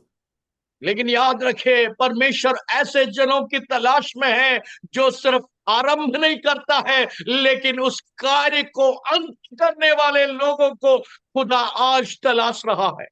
എന്നെയും നിങ്ങളെയും ഏതെങ്കിലും മതിലുകൾ പുതുക്കി പണിയാൻ തമ്പുരാൻ ഏൽപ്പിച്ച് എവിടെങ്കിലും ആക്കി വെച്ചിട്ടുണ്ടെങ്കിൽ ദൈവത്തിന് ഉത്തമ ബോധ്യമുണ്ട്. ആരംഭിച്ചിട്ട് ഇടക്കിട്ടിട്ട് പോന്നവനെ അല്ല ഞാൻ ഏൽപ്പിച്ചത്. ഈ ആരംഭിച്ച സ്ഥലത്ത് ദൈവത്തിന്റെ ബ്ലൂ പ്രിന്റ് അനുസരിച്ച്, പ്ലാൻ അനുസരിച്ച് മതിലിന്റെ പണി പൂർത്തീകരിക്കാൻ ഞാനും നിങ്ങളും പ്രാപ്തരാണെന്നുള്ള ഉത്തമ ബോധ്യത്തോടെയാണ് എന്നെ വ്യത്യസ്തമായ നമ്മളെ ഓരോരുത്തരെയും വ്യത്യസ്തമായ ഇടങ്ങളിൽ ദൈവം മതിൽ പണിയിൽ ഏർപ്പെടുത്തിയിരിക്കുന്നത്. परमेश्वर आपको और हमें किसी दीवार को निर्माण करने के लिए अगर सौंपा है, तो याद रखे उसकी तमाम प्रकार की प्लानिंग खुदा आपको और हमें दिया है। और खुदा जानता है कि ये व्यक्ति मेरे उस दर्शन को पूरा करेगा, और खुदा हमारे साथ उस दर्शन की पूर्ति होने तक हमारे साथ खड़ा होकर उस कार्य को हमें विजय बनाने के लिए खुदा हमारे साथ खड़ा रहता है। അതിന് നമുക്ക് ഏറ്റവും അനിവാര്യമായിട്ട് വേണ്ടുന്നതും സ്ഥിരതയാണ്. और इसके लिए हमें और आपको सबसे मुख्य बात है कि हम स्थिर रहें, अपने कार्यों में स्थिर रखकर काम करें। കാറ്റും കോളും കാലാവസ്ഥ വ്യതിയാനങ്ങളും ഒക്കെ നമുക്കെതിരെ വരാം. അങ്ങനെ വരുമ്പോഴും സ്ഥിരതയോടെ മുന്നോട്ട് പോകാൻ കഴിയുന്നവർക്ക് മാത്രമേ നമ്മുടെ പദ്ധതി പൂർത്തീകരിക്കാനായിട്ട് കഴിയത്തുള്ളൂ. हम जब प्रभु के लिए आगे बढ़ते हैं, आंधी तूफान और कठिनाई और विरोध आएगी, लेकिन जो व्यक्ति स्थिर होकर परमेश्वर के कार्य को में लगा रहता है, वही खुदा की मर्जी को अपने जीवन से पूरा कर सकता है। ഞാൻ ഈ സംഭവമൊക്കെ പറയുമ്പോൾ പെട്ടെന്ന് എൻ്റെ മനസ്സിലൂടെ ഏറ്റവും ഹൃദയസ്പർശിയായിട്ട് പോകുന്ന ഭാഗം എന്ന് പറയുന്നത് ഈ പുരാതന ഒളിമ്പിക്സിന്റെ മാരത്തൺ ഓട്ടത്തെ കുറിച്ചാണ്. और मैं जब इस बातों को कह रहा हूं, तो मुझे तुरंत इस बात का चिंता आया कि जब ओलंपिक्स का खेल हुआ करता था कुछ जमाने पहले, उसका कुछ घटने के बारे में मैं आपसे बताना चाहता हूं। ആ പുരാതന ഒളിമ്പിക്സിലെ ഈ മാരത്തൺ ഓട്ടത്തിന് ഓടാൻ ശ്രമിക്കുന്ന ഓരോ ഓട്ടക്കാരന്റെയും കയ്യിൽ കത്തിച്ച ഒരു വിളക്ക് കൂടി കൊടുക്കും. और पुराने समय में ओलंपिक्स में जो दौड़ किया करते थे, दौड़ने वाले के हाथ में एक आग से जला हुआ एक बैटन हुआ करता था, जिसको पकड़कर वो दौड़ते थे। മാരത്തൺ ഓട്ടത്തിന് നിയതമായിട്ടുള്ള ട്രാക്ക് ഇല്ലെന്ന് നമുക്കറിയാം. അതിന് പോകുന്ന വഴികൾ വളരെ പരന്നതാകാം, മുള്ളുള്ളതാകാം, കല്ലുള്ളതാകാം, മലയാകാം, തോടിനകത്തൂടെ പോകേണ്ടി വരും. അങ്ങനെ വ്യത്യസ്തമായ പരിതസ്ഥിതികളിലൂടെ, ചുറ്റുപാടുകളിലൂടെയാണ് മാരത്തൺ ഓട്ടം ഓടി പൂർത്തിയാക്കേണ്ടുന്നത്. जहां तक मैराथन दौड़ की बात है, वहां पे कोई ट्रैक नहीं होती है, कोई दिशा नहीं होती है। वहां कई पहाड़ों से होकर, नदियों से होकर, रूखे स्थल से होकर, पत्थरों से होकर, पहाड़ों से होकर उन्हें दौड़ना पड़ता है। विभिन्न परिस्थिति से उन्हें दौड़ना पड़ता है। ഈ ഓട്ടം ഓടി പോകുന്നതിനിടയിൽ ഒരു പക്ഷേ വലിയ കാറ്റടിച്ചെന്ന് വന്നേക്കാം, പക്ഷെ വിളക്ക് കെടാൻ പാടില്ല. लेकिन जब वो दौड़ते हैं तो उनके हाथ में जो आग को लेकर वो दौड़ रहे हैं, चाहे कितनी भी आंधी क्यों ना है आए, वो आग बुझना नहीं चाहिए। ചിലപ്പോൾ മഴ പെയ്തെന്ന് വന്നേക്കാം, അല്ലെങ്കിൽ മലകൾ ചവിട്ടേണ്ടി വന്നേക്കാം. ഏത് വഴിയിൽ കൂടെ പോയാലും ഏത് പരിസ്ഥിതിയെ നമ്മൾ നേരിടേണ്ടി വന്നാലും ഈ സിറ്റുവേഷനിലൊക്കെ നമ്മുടെ കയ്യിലെ കത്തിച്ച വിളക്ക് കെടാതെ സൂക്ഷിക്കുക എന്നുള്ളതാണ് ഒരു മാരത്തൺ ഓട്ടക്കാരൻ ചെയ്യേണ്ടുന്നത്. एक मैराथन दौड़ की विशेषता यह है, उस आग को जब वो लेकर चलता है, चाहे बारिश आए, चाहे आंधी आए, चाहे कोई भी परिस्थिति आए, वो आग कभी भी बुझना नहीं चाहिए। വിളക്ക് കയ്യിലുണ്ടായി ഫിനിഷിംഗ് പോയിന്റിൽ എത്തുക എന്നുള്ളതല്ല, കത്തുന്ന വിളക്കുമായിട്ട് ഫിനിഷിംഗ് പോയിന്റിൽ എത്തുന്നവനാണ് മാരത്തൺ ഓട്ടത്തിലെ വിജയിയായി മാറുന്നത്.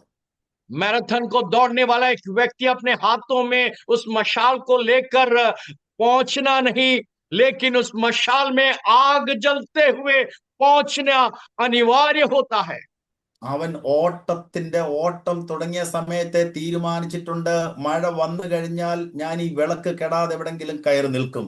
കാറ്റെതിരെ അടിച്ചു കഴിഞ്ഞാൽ എന്റെ ശരീരത്തിൽ കാറ്റടിച്ചാലും വിളക്ക് കെട്ടുപോകാതെ ഞാൻ ഈ വിളക്കിന്റെ വെട്ടത്തെ സംരക്ഷിക്കും. അങ്ങനെ ഏതെല്ലാം പ്രതിസന്ധികൾ പ്രതികൂലങ്ങൾ വന്നെന്ന് പറഞ്ഞാലും കയ്യിലെ കത്തുന്ന വിളക്ക് അണഞ്ഞു പോകാതെ സൂക്ഷിക്കുക എന്ന നിശ്ചയത്തോടെ ഓടുന്ന ഓട്ടക്കാരൻ വേഗത്തിനോടൊപ്പം തന്നെ പരിഗണന കൊടുക്കുന്നത് ആ ഓട്ടത്തിനകത്ത് സ്ഥിരതയോടെ ഓടി ലക്ഷ്യത്തിലെത്തുക എന്നുള്ളതാണ്.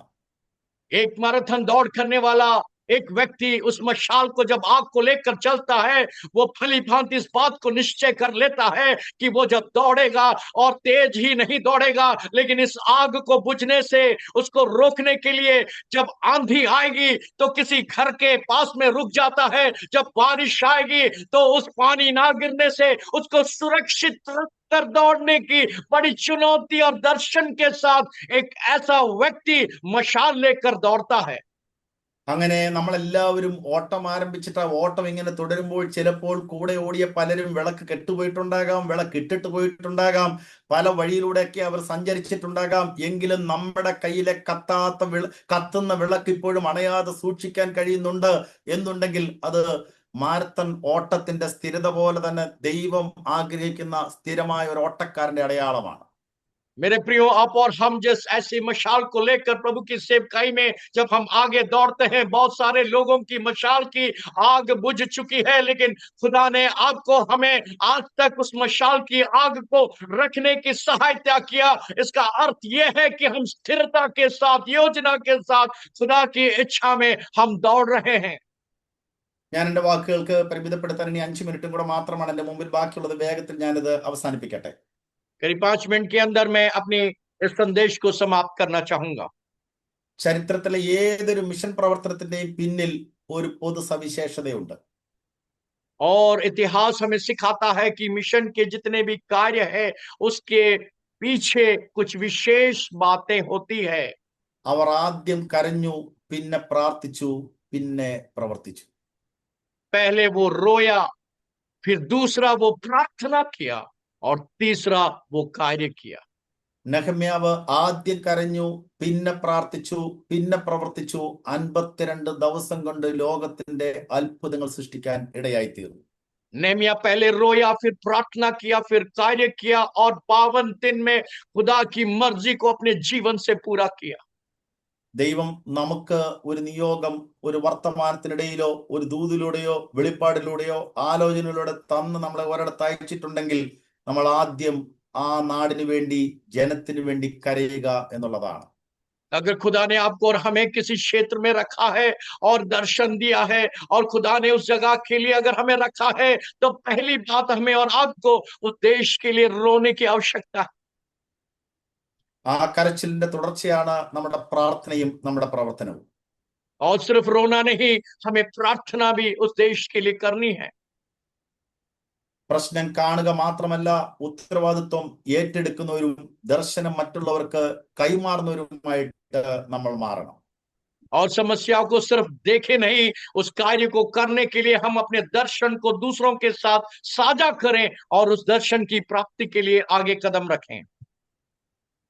നമ്മുടെ ഈ യാത്രയുടെ ഉത്തരവാദിത്വത്തിന്റെ ദൗത്യ നിർവഹണത്തിന്റെ വളർച്ചയ്ക്കിടയിൽ കടുത്ത എതിർപ്പുകൾ സൻബല്ലത്തും തോബിയാവും ഉയർത്താം. അവിടെയും അതിജീവിക്കാൻ ദൈവത്തിന്റെ കൃപയിൽ നമ്മൾ ആശ്രയിക്കണം. और याद रखिए, जब आप कार्य करते हैं उसके विरोध में बहुत सारे विरोधी हमारा सामने खड़े होते हैं, उसके सामने में भी जय पाने का अनुग्रह हम परमेश्वर से मांग कर उस चुनौतियों का सामना कर कर आगे बढ़ते जाएं। ചുറ്റുപാട് ഒരുപക്ഷെ നമുക്ക് അനുകൂലമായിട്ടുള്ള പരിതസ്ഥിതിയോ കാലാവസ്ഥയോ സാഹചര്യങ്ങളോ നിയമങ്ങളോ ആളുകളോ നമ്മുടെ ചുറ്റും ഇല്ല എങ്കിൽ പോലും പൂർത്തിയാക്കാനുള്ള പ്രതിബദ്ധതയോടെ നമ്മുടെ ഓട്ടം സ്ഥിരതയോടെ ഓടുന്നു എന്നുണ്ടെങ്കിൽ കയ്യിലെ വിളക്കണയാതെ സൂക്ഷിക്കുന്ന തമ്പുരാൻ നമ്മോടൊപ്പം ഉണ്ടാകും എന്നതൊരു ഉറപ്പാണ്. जब हम खुदा की मर्जी को पूरा करते हैं, चाहे आंधी आए, तूफान आए, विरोध आए, कानून आए, उस आग की मशाल को ना बुझते हुए खुदा की मर्जी की ओर अगर हम दौड़ते रहे तो खुदा की मर्जी आपके और मेरे जीवन में अवश्य पूरा होगा। 18ാം നൂറ്റാണ്ടിൽ വില്യം കേറിക്ക് ഇന്ത്യയിലേക്ക് ഇംഗ്ലണ്ടിൽ നിന്നും വരാനായിട്ട് ആഗ്രഹമുണ്ടായി, നിയോഗമുണ്ടായി. 1800 शताब्दी में विलियम कैरी जो है भारत में आने का उनको दर्शन मिला और वो उस भारतवर्ष में आए।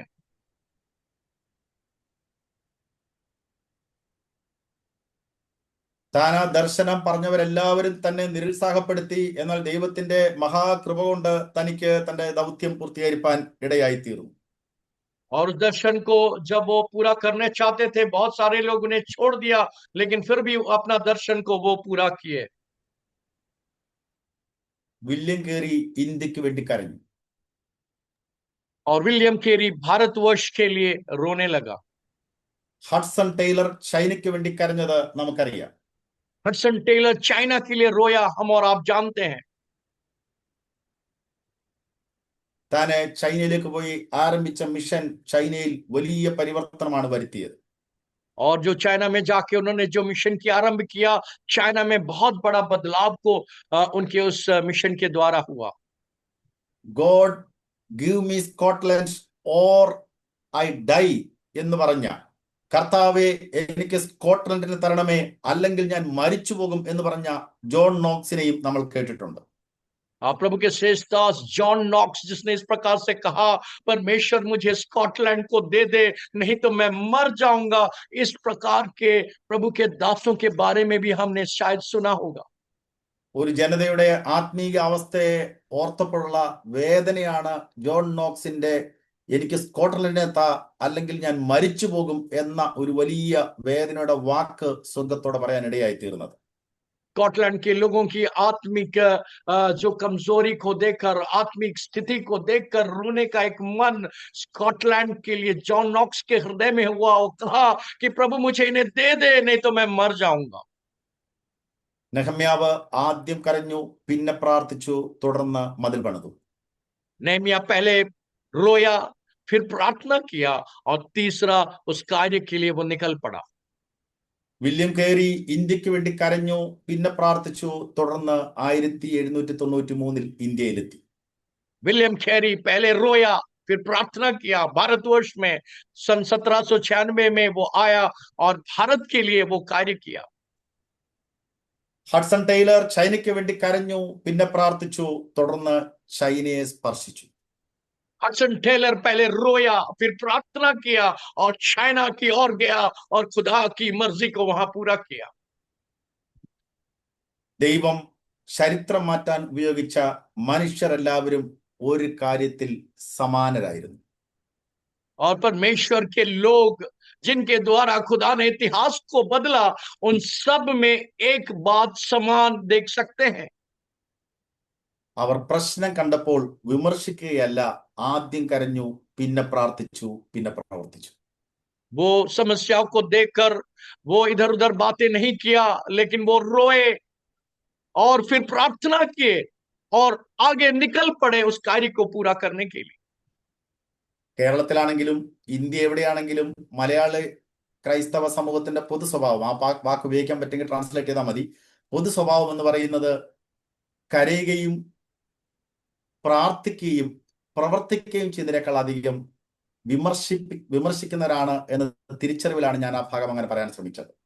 और कई बार इसलिए मैंने आपको बोला है कि जब कई बार ऐसे प्रभु के दास ऐसे लोग पाए जाते हैं जो ना रोते हैं, ना प्रार्थना करते हैं, ना कार्य करते हैं, लेकिन एक दूसरों की बुराई के लिए हमेशा तैयार रहते हैं, कमियां ढूंढने के लिए तैयार बैठे रहते हैं। നമ്മുടെ ചുറ്റും ഒരുപാട് കാര്യങ്ങളൊക്കെ നമ്മൾ ഇടപെടുന്നുണ്ടെങ്കിൽ പോലും നമ്മെ പ്രോത്സാഹിപ്പിക്കുന്നവരെക്കാൾ കൂടുതലും മാറി നിൽക്കുന്നവരോ വിമർശിക്കുന്നവരോ ആണ് എന്ന് വന്നേക്കാം. लेकिन याद रखें, हमारे साथ हो सकता है कंधे से कंधा मिला के हमारे साथ प्रार्थना नहीं करे, लेकिन इससे ज्यादा लोग हमारी बुराई, भलाई और कमियों को निकालने के लिए अपने समय को व्यतीत करते हैं। നമ്മളിവിടെ സൂചിപ്പിക്കപ്പെട്ടതുപോലെ ഈ പറഞ്ഞ വേദപുസ്തക കഥാപാത്രമാണെങ്കിലും ചരിത്രത്തിലെ ദൈവപുരുഷന്മാരാണെങ്കിലും അവർ കരഞ്ഞു, പ്രാർത്ഥിച്ചു, പ്രവർത്തിച്ചു എന്നതുകൊണ്ട് ലോക ചരിത്രത്തിൽ ദൈവനാമത്തിനും ദൈവരാജ്യത്തിനു വേണ്ടി അടയാളപ്പെടുത്തിയത് എത്രയോ മഹത്തരം ആണെന്ന് ഓർക്കുമ്പോഴാണ് ഞാനും നിങ്ങളും ഭാരതത്തിന്റെ ഏതെങ്കിലുമൊക്കെ ഗ്രാമങ്ങളിലോ പട്ടണങ്ങളിലോ ഒക്കെ നിന്നുകൊണ്ട് ദൈവവേല ചെയ്യുമ്പോൾ ചരിത്രത്തെ കർത്താവിന് വേണ്ടി അടയാളപ്പെടുത്തുന്നവരായി മാറാൻ പോകുന്നത്.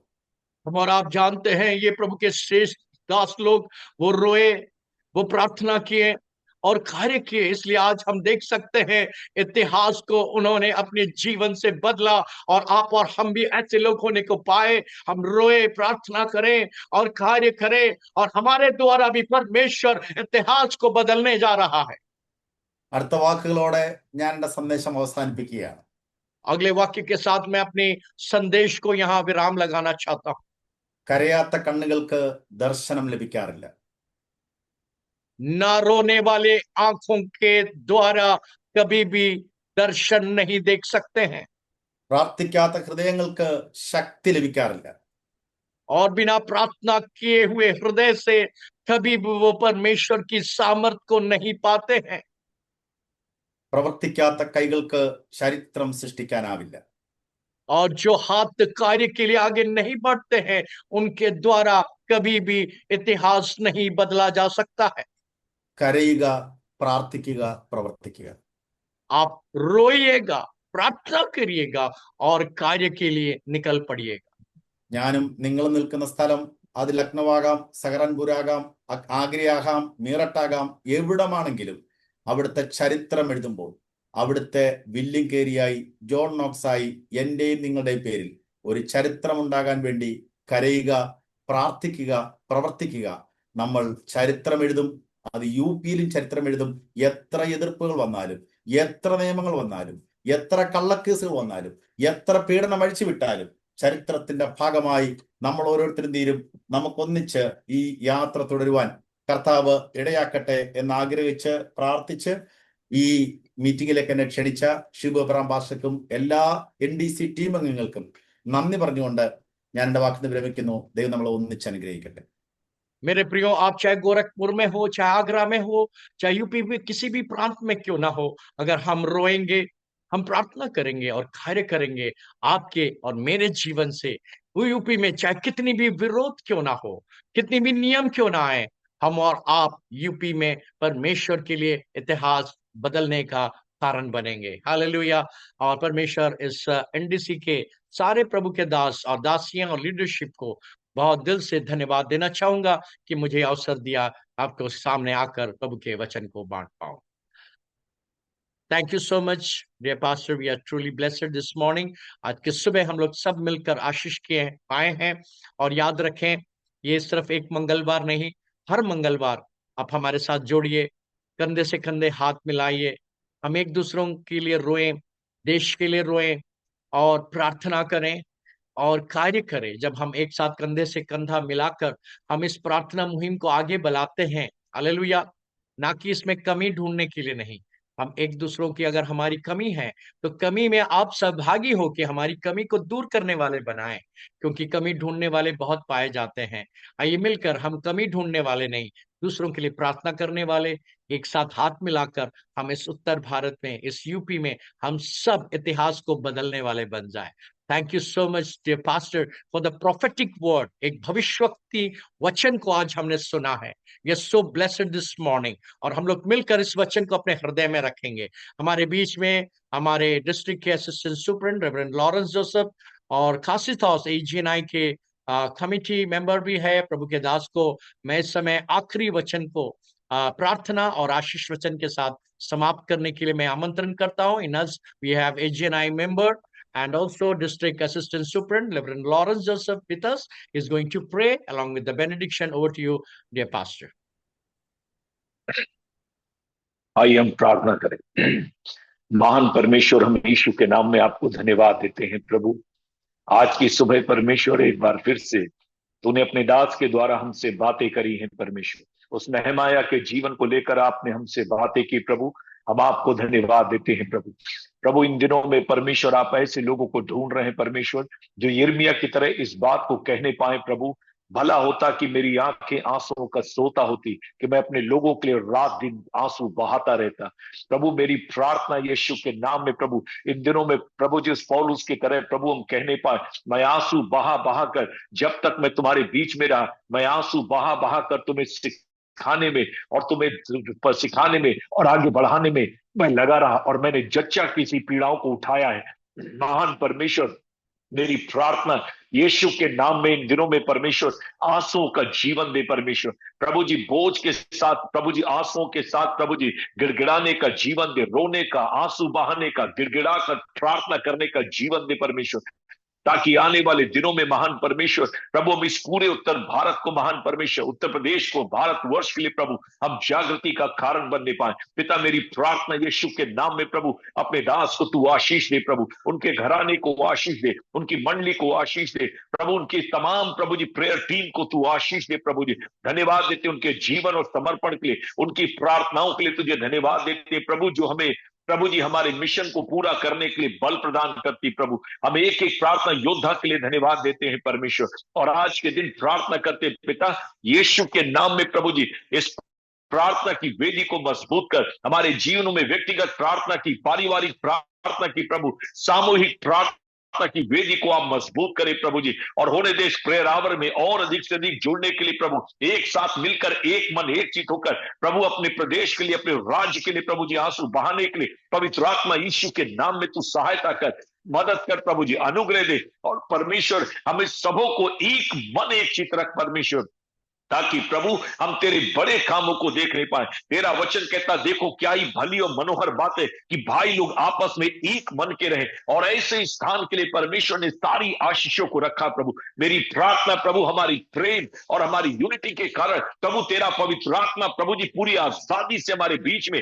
हमारे द्वारा प्रभु, हमारे अंदर प्रभु, और हमारे द्वारा होकर काम करने पाए और आपका नाम महिमा पाने पाए। पिता यीशु के नाम में एक एक को आशीष दे प्रभु, और इस वचन के द्वारा प्रभु आपने उत्साहित किया प्रभु, हमारी प्रार्थना की वेदी को और मजबूत कर प्रभु, और अपनी महिमा प्रकट कर। धन्यवाद पिता, जब तू ऐसा करता, महिमा और आदर तुझे देता हूं यीशु के पवित्र नाम में, आमीन। अब हमारे परमेश्वर पिता का प्रेम, प्रभु यीशु मसीह का अनुग्रह, पवित्र आत्मा की संगति और सहभागिता जब तक प्रभु यीशु बादलों पर ना आए, हम सभी प्रभु के दास दासियों के साथ, विशेष करके उन लोगों के साथ जो बंदी गृहों में प्रभु, उन सबों के साथ होने पाए। आमीन। May God bless you.